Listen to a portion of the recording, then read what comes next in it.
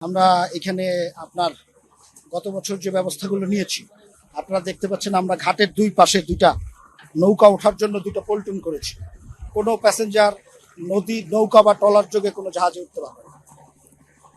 এবং আমাদের এখানে ঘাটে কোনো হকার কিংবা যাদের মাধ্যমে যাত্রীদের স্বাভাবিক মুভমেন্ট ব্যাহত হতে পারে এই ধরনের কোনো লোক থাকবে না। লঞ্চগুলোতে কোনো মালামাল পরিবহন করবে না।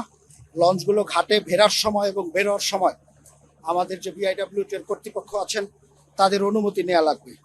প্লাস আমরা টোটাল টার্মিনালটাকে পরিচ্ছন্নতা এবং যাত্রীদের সকল ধরনের সুযোগ সুবিধা নিশ্চিত করার চেষ্টা করছি।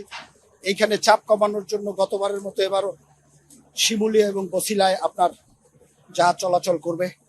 আমরা গতবারের মতো প্যাসেঞ্জারদের সুবিধার জন্য ট্রলি সেবাটি এবারও নিশ্চিত করব।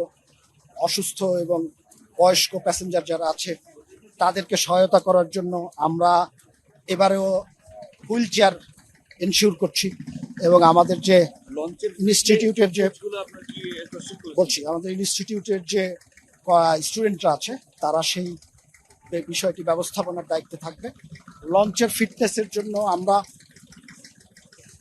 একেবারে র্যান্ডম আমরা চেক করেছি কিছুদিন আগে, এই কয়েকদিন আগে, এবং এখনো আমরা আমাদের কর্মকর্তারা যে কোনো সময় যে কোনো লঞ্চে যদি কোথাও সন্দেহ হয় সেই ফিটনেস এবং তার যে যেই ব্যবস্থাপনাগুলো থাকা দরকার সেই ব্যবস্থাপনাগুলো ঠিক আছে কিনা সেটি এনশিওর করার চেষ্টা করব। গতকালকেও আমাদের বিআইডব্লিউটির চেয়ারম্যান সাহেব অনেকগুলো লঞ্চ ফিটনেস টেস্ট করেছেন। এটি আমাদের কন্টিনিউ করবে, এটি একটি কন্টিনিউয়াস প্রসেস।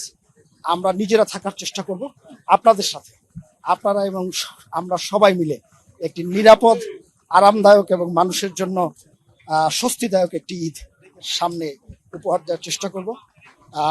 এবং আমরা আপনাদের মাধ্যমে সাধারণ মানুষকে আহ্বান করতে চাই, যাত্রী সাধারণকে, যে তারা যেন বিআইডব্লিউটি এবং সরকার, কোস্টগার্ড, আমাদের নৌ পুলিশ তারা যে নিয়মগুলো দিয়েছে সেগুলো যেন একটু মেনে চলেন।